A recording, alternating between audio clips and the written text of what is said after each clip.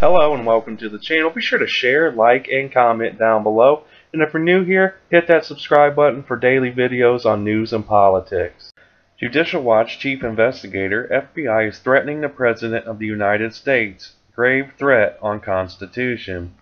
On Wednesday night, FBN host Lou Dobbs reported that the FBI sent 5 top agents over to the White House this week to alter the House Intel FISA Memo.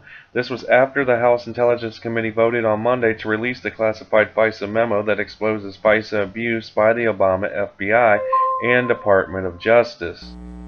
Joining us now, Chris Farrell, Director of Investigations and Research for Judicial Watch.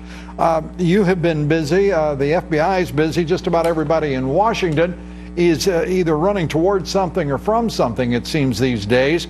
Make sense of what is going on for us at the White House, where the Chief of Staff met with 5 professional staff from the FBI, thought they had worked out a deal where the President, the White House, had massaged that memorandum from the House Intel Committee, and then, despite all of that, out comes the FBI opposing its release. What is going on here? Let me boil it down real simple. The FBI is threatening the President of the United States. How so? Well, you know, they're going to come out.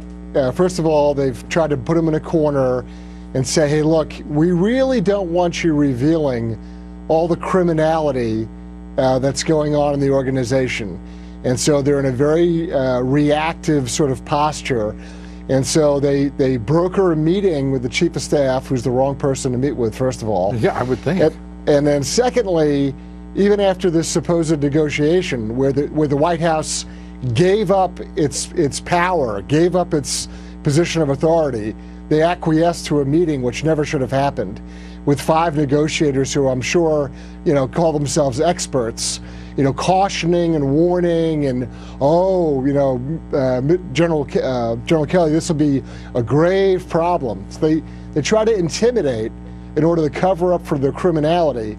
And then when they're all done, they still come out with a statement. When was the last time the FBI came out with a statement on anything, Lou? Yeah, well, it's a great point, because they haven't, I still haven't seen the Benghazi report. I still have, you know, we can go through the list. Yeah, the FBI has been a place where truth goes to die, and correct, where they're used primarily to cover up. It's under FBI investigation. We can't answer your questions. We'll never see you again. Thank you very much. And so these political operators are threatening the President of the United States. They're betraying their oath to the Constitution. They are so defensive and so reactive, trying to cover up for the big FBI machine, which, as Ed Rollins pointed out before, frankly has a long history of all sorts of different flavors of corruption. Right. And when the American public learns about what's going on at the headquarters, let me tell you something. There's FBI agents or agencies, field offices all over the country where similar shenanigans are going on, and I'll point a finger directly at El Paso, Texas. There's all sorts of abuse, of surveillance, of mail cover, of telephone tap, of intercepts. This, unfortunately, of U.S. citizens? Correct. Things that I personally have reported to the Inspector General of the Justice Department. They know this stuff. This is the worst kept secret in the country.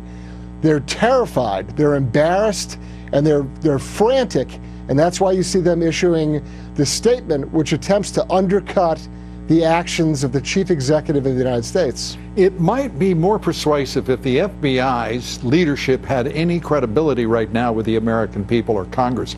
I just want to add this. If we've got this full screen from Devin Nunes, the chair of the House Intel Committee, talking about the FBI trying to avoid transparency. This is what Nunes said.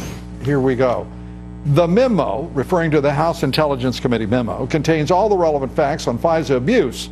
After fighting our demands for these documents for months, the FBI and Department of Justice now seem to be going through a series of increasingly ridiculous, increasingly desperate excuses to avoid transparency, referring to the 5 professionals who met with John Kelly, the Chief of Staff. This is getting to be so ignorant and disrespectful of lawful authority, that is, namely, the head of government, President Donald J. Trump, that I can't believe it's being tolerated. Where the hell is the Attorney General? Why are they letting this happen? The chief of staff, when he got a call from the FBI or however the communication was affected, the response should have been, how dare you? What are you doing? What are you so afraid of that you're trying to swing the pendulum, the momentum the other way? The President of the United States has signature authority to release anything he wants to. And if he believes in this document and wants it out, why play these weird little patty cake games with 5 so-called experts? Well, the reason why is because they're afraid or they're a little concerned that the FBI is going to push back hard or further collaborate with people like Mueller to try to attack the legitimacy of this presidency. This is another grave threat, not just on Mr. Trump personally, but it's a threat on the Constitution. You can't let this stuff go on. What should the president do and do now? Release the original memo as drafted by Mr. Nunes and get it out tomorrow morning at about 7 o'clock. Let everybody pick it up and run with it. Yeah. And there is also a loud message to his chief of staff. Get the hell out of the way. This is now a matter of the presidential authority of this government. It's his prerogative. Yep, absolutely. All right. Chris Farrell, as always, thanks. There's a lot. Be sure to share, like, subscribe, and comment down below and give me your opinion on this report. But other than that, I hope you guys have a great day. Peace.